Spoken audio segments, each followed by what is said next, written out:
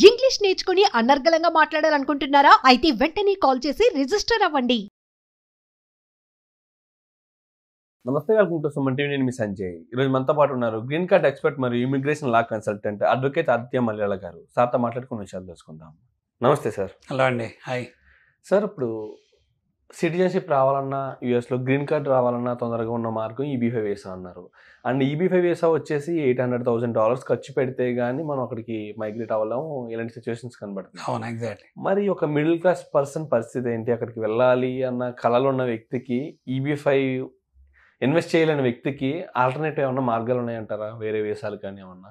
EB5 గురించి చెప్పుకోవడం జరిగిందండి. సో ఎక్స్ప్రెస్ వేలో మనకి గ్రీన్ కార్డ్ రావాలి అంటే మరి మార్గాలు ఏమున్నాయని మనం ఎత్తుక్కున్నప్పుడు ఏదైనా ఆల్టర్నేటివ్ ఉన్నాయా అని డెఫినెట్గా ఎవరైనా ఎత్తుక్కుంటారు. అయితే ఆ ఎక్స్ప్రెస్ విధంగా ఫాస్ట్గా నాకు గ్రీన్ కార్డ్ రావాలనుకున్న వాళ్ళకి డెఫినెట్గా EB5 వీసా మాత్రమే అనమాట. అయితే ఈ EB5 వీసా అందరికీ కాదు కదా. సో EB5 వీసా అనేది ఇట్స్ బై ఇన్వెస్ట్మెంట్ అనగానే అందరికీ కాకపోవచ్చు.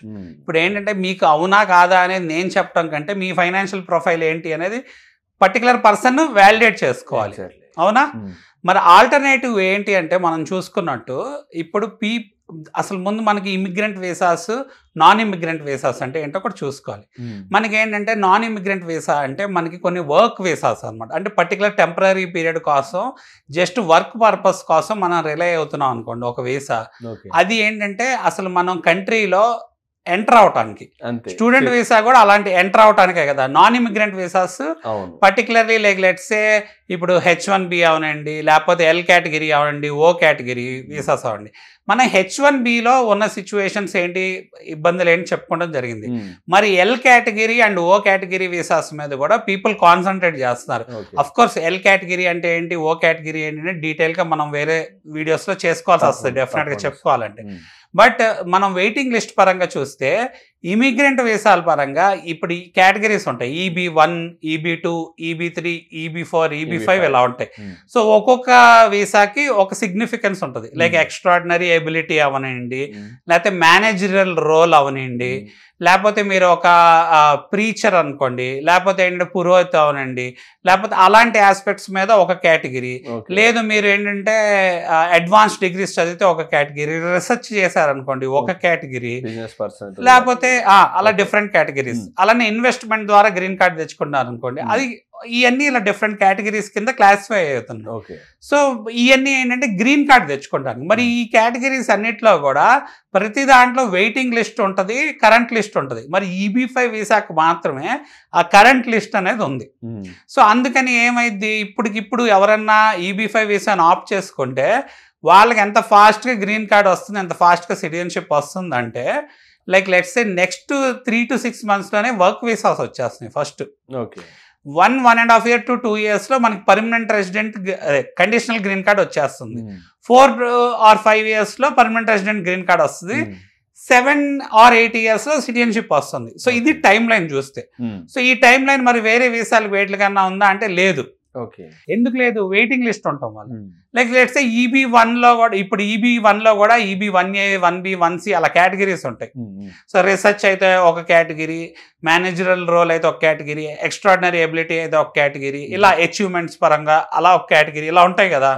సో మరి EB1 పరంగా చూసుకుంటే EB2, EB3 కంటే బెటర్ పొజిషన్లో ఉంది.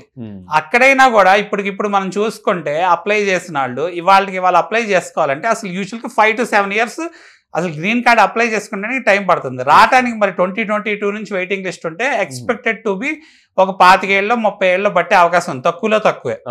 మరి మిగతా వాటికి చూస్తే more than 50 years or 100 years పట్టే సిచ్యువేషన్ ఉంది.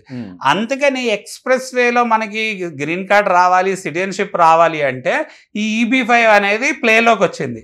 ఇప్పుడు పీపుల్ కూడా ఏంటి, గ్రీన్ కార్డ్ ఉన్నా కూడా మాకేం థ్రెట్ ఏమో అని చెప్పి భయపడుతున్నారు కదా. అఫ్ కోర్స్ అది థ్రెట్ కాదు, బట్ మరి అంత ఎక్స్ప్రెస్ వేలో మనకి కండిషనల్ గ్రీన్ కార్డ్ రాగానే EB5లో మనం డైరెక్ట్గా సిటిజన్షిప్ ఫైల్ చేసుకోవచ్చు. బట్ మనకి పర్మనెంట్ రెసిడెంట్ గ్రీన్ కార్డ్ వచ్చాక ఆ సిటిజన్షిప్ అనేది వస్తుంది. ఎందుకు సిటిజన్షిప్కి గ్రీన్ కార్డు వచ్చాక 5 yearsలో మనకి సిటిజన్షిప్ వస్తుంది.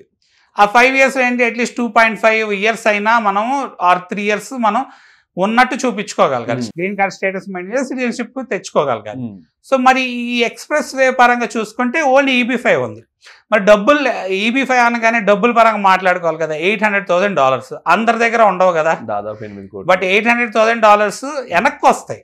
అక్కడ అందరూ మెయిన్ గుర్తుపెట్టుకోవాల్సిన మాట ఏంటి, డెఫినెట్ గా డబ్బులు వెనక్కి వస్తాయి అన్న దాని మీద కాన్సన్ట్రేట్ చేయాలి. కానీ అంత ఇన్వెస్ట్ చేయలేని వ్యక్తులకి ఏంటి సార్? అవును, వాళ్ళ మార్గము నేను ఇందాక చెప్పినట్టు వేరే visas like O visa, L visas అవి కూడా మనం చేస్తాం జరుగుతుంది.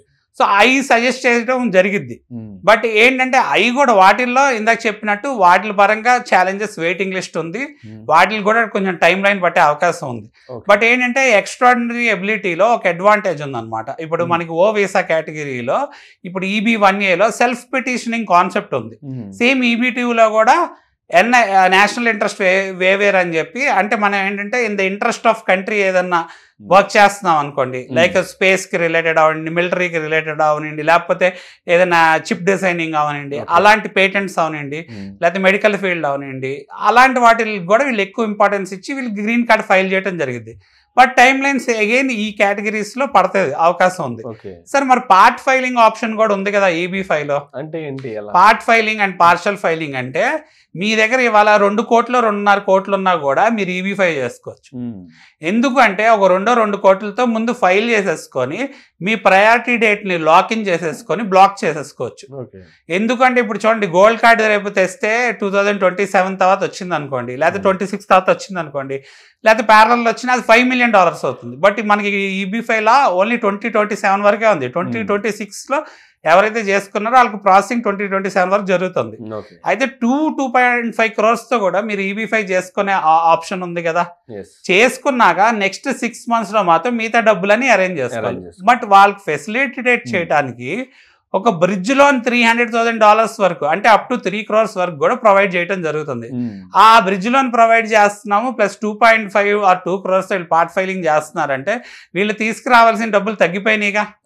మరి తగ్గిపోయినప్పుడు వాళ్ళు ఏంటి, ఈ బ్రిడ్జ్ లోన్ ఆప్షన్ ఉపయోగించుకొని పార్షల్ ఫైలింగ్ చేసుకొని చక్కగా నెక్స్ట్ 2 or 3 years లో వీళ్ళు ఈ లోన్ తీర్చుకునే ఆప్షన్ కూడా ఉంది. అలానే లోన్ పరంగా మనం మాట్లాడుకుంటే EB-5 సోర్స్ ఆఫ్ ఫండ్స్ కి గిఫ్ట్ ద్వారా రావచ్చు, లోన్ ద్వారా కూడా రావచ్చు. అంటే వేరే వాళ్ళు కూడా మనకు స్పాన్సర్ చేయొచ్చు, ఇబ్బంది లేదు. ఈవెన్ ఏంటంటే కొంతమంది ఎంప్లాయర్ దగ్గర నుంచి కూడా లోన్ స్పాన్సర్ చేసుకునే అవకాశం ఉంటుంది. సో లేకపోతే ఏంటంటే అదర్ సోర్స్ విధానాలుగా వాళ్ళ సోర్సెస్ ని అడ్జస్ట్ చేసుకోవచ్చు. ఇక్కడ ప్రాపర్టీ అడ్జస్ట్ చేసుకుంటాం, ప్లస్ ఏంటంటే ఒక్కోసారి అక్కడ గిఫ్ట్స్ తీసుకుంటాం.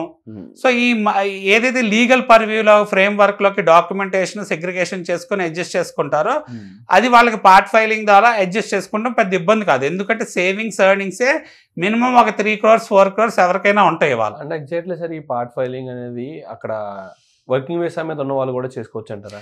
ఎవరైనా చేసుకోవచ్చు, ఏ వీసాలో ఉన్న అదే అడ్వాంటేజ్ EB-5 వీసాలో. Okay, absolutely sir. Thank you sir, thank you very much sir. And ఇలాగా ఒక ఇన్స్టాల్మెంట్ పద్ధతిలో కూడా EB-5 వీసాని దక్కించుకోవచ్చు అని చెప్తున్నారు మీరు. Definitely. And exactly sir, thank you sir, thank you very much. Thank you అండి.